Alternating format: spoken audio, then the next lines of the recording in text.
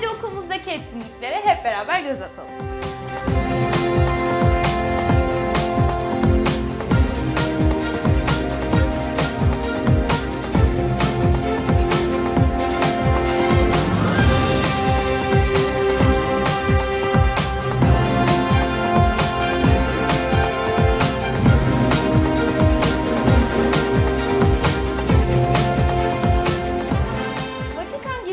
Belgeleri ışığında Türkiye ile Vatikan diplomatik ilişkilere doğru adlı kitap Bahçeşehir Üniversitesi yayınlarından çıktı.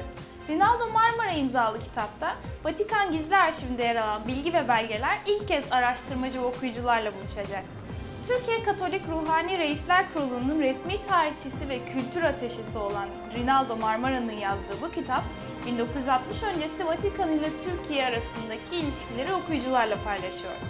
15 yıldır Vatikan Gizli Arşivinde Türkiye'den giren tek kişi olan Rinaldo Marmara ile yaptığımız röportajımızı hadi hep beraber izleyelim.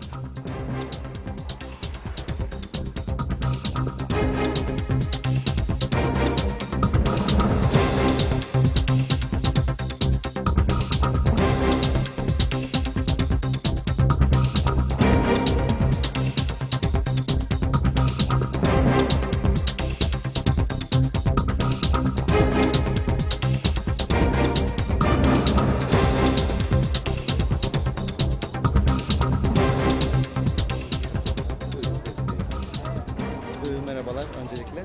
Günaydın. Kitabın oluşum süreci nasıl gelişti? Çünkü bu kitap Vatikan Gizli Arşivinden kalan bilgi ve belgeler ile ilk kez okuyucuyla buluşuyor. Kitap ne kadar bir zaman sonucu ortaya çıktı? Evet, bu Türkiye'de yayınlanan, yani Vatikan Gizli Arşivlerinden esinlenerek yayınlanan tabii ilk kitaptı.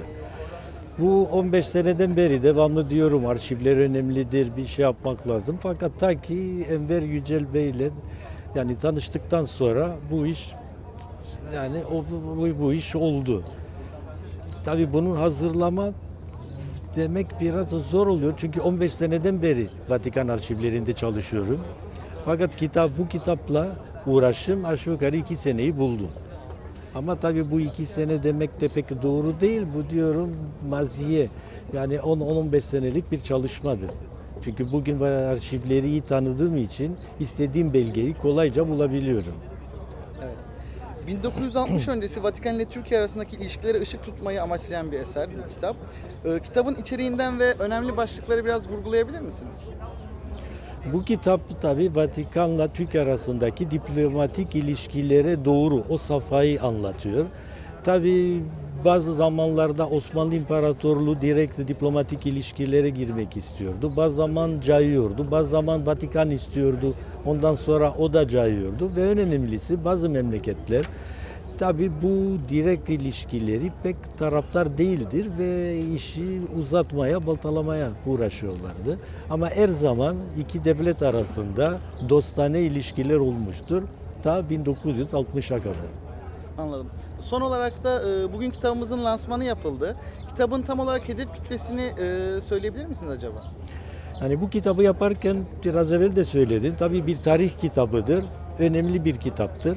Fakat asıl yani bir tane mesaj vermek istiyorum. Bu mesajı verirken yani Vatikan Gizli Arşivlerinin Türk tarihi bakımından önemini vurgulamak istedim. Tabii bunu vurgularken de bazı çözümler ortaya koyuyorum. Tabii buna bütün tarihçilere bu belgelere ulaşabilmeleri için bir katalog çalışması yapmak lazım.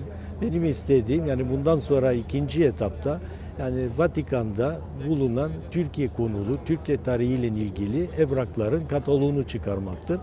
Böylece Türk tarihine de büyük bir hizmet yapmış olacağız. Ve bundan da tabii Enver Yücel Bey'den de bu desteği bekliyorum.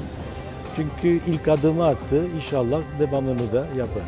Çok teşekkürler. Ben teşekkür ederim. ETC Global şirketinin idari müdürü Pascal Mevelek ile TOEIC sınavı üzerine röportaj yaptık. Hadi birlikte bir göz atalım.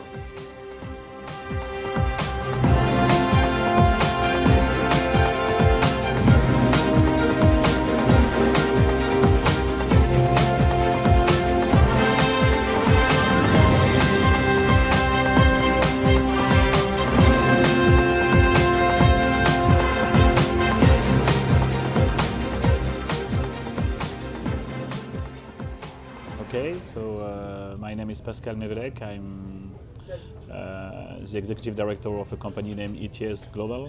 ETS Global is a wholly owned company of ETS, Educational Testing Service. ETS has developed assessment solutions worldwide known as TOEFL, TOEIC, GRE, SAT, and we every year have 50 million test takers worldwide.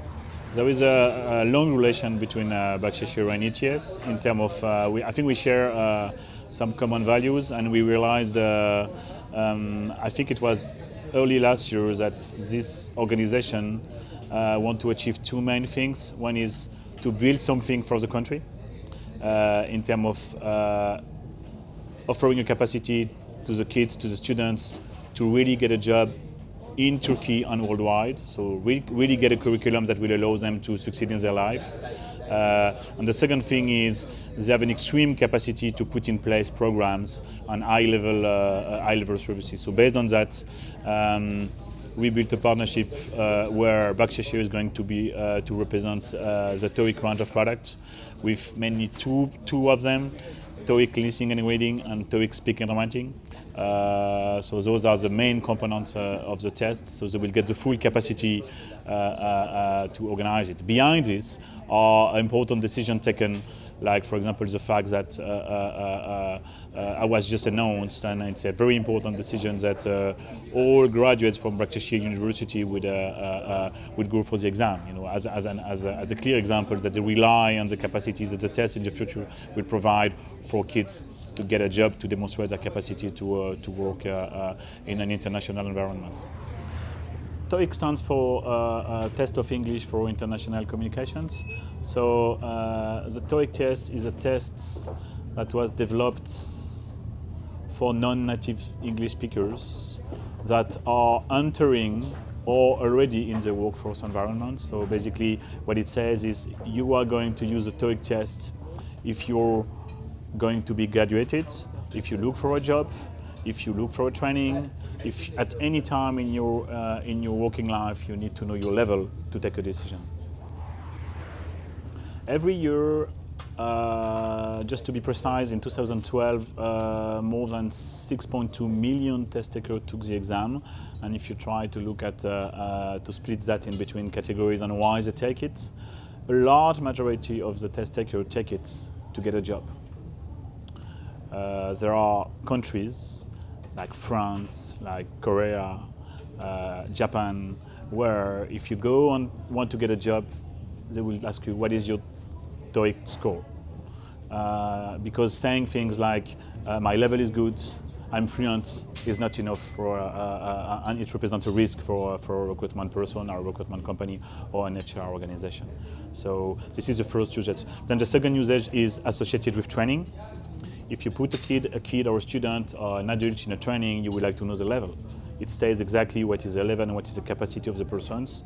This is not a test that you pass or you fail. This is a test that gives you in each of the capacities, listening, reading, speaking, and writing, gives you the exact knowledge of where you are and what you're capable of. I can give a few examples. I will start with examples of, I will give three examples. One example of academic usage, one example of corporation usage, and one example of governmental usage. Academic usage, let's take a country like France, a great majority of universities now require the TOEIC test and ask their students to, as an exit exam, to take the TOEIC test. If you want to be an engineer in France, it's the same thing. I can now jump to examples for corporations. If you want to work for Samsung in Korea, you need to go for the test. You don't get the job if you don't get a certain level at the test. I could give a lot of other examples because 9,000 corporations are using the test. In the banking industry, in the airline industry, in the tourism industry, in the software industry, English is becoming more and more important. And the third examples in terms of, I was trying to select which one I would take for the governmental example, but I would probably say that in Greece, for example, civil servants have to go for the test.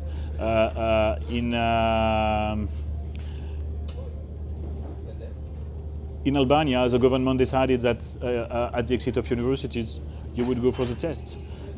In a large number of countries like Jordan, the government decided that to enter university, you need a test. To exceed, you need a test, and they use our assessment. So we are working with ministries of education, but not only, maybe other ministries, to try to work with them on what the test can bring them, and then it concerns an entire population, and then it becomes a decision, a governmental decision or a country decision. The last usage is obviously immigration. So the best example we had recently has to link with UK Border Agency, and if you would like to go and work in the UK, you need to go for a test. The TOEIC test has been selected as one of the tests to go and working in UK. The TOEIC test is one of the most probably the biggest test in terms of number of test takers, but we have a vast majority of other tests. The most famous one being SAT in the US.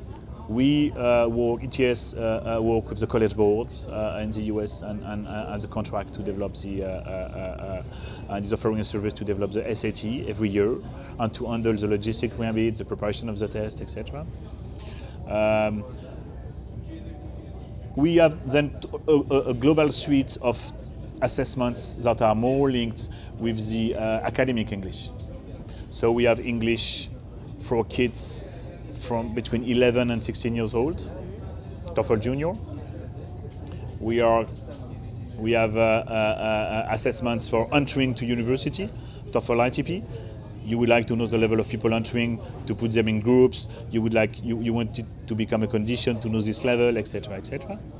We have tests for exit of university, and we have the TOEIC family, which is an entire family of products, assessment, but also preparation material to help the teachers and to help companies to get evaluated. And then there is a lot of other series of tests, like tests for higher education that we provide. So we have a series of exactly. In France, every year, I would probably say this year about 240,000 test takers will take the test. The majority of them are linked with schools, academics, and universities. And this is mainly an exit exam. So they want to enter to the workforce environment, they need to get a job, they need to demonstrate their capacity to communicate in English, more than just learning English, more than just getting some knowledge.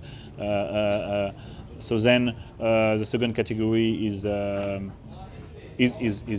companies in France. If you look at Korea, more than 2 million test takers take the test in Korea. 2 million.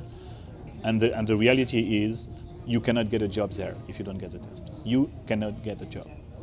And the last one, Japan? Japan is the same. Is linked.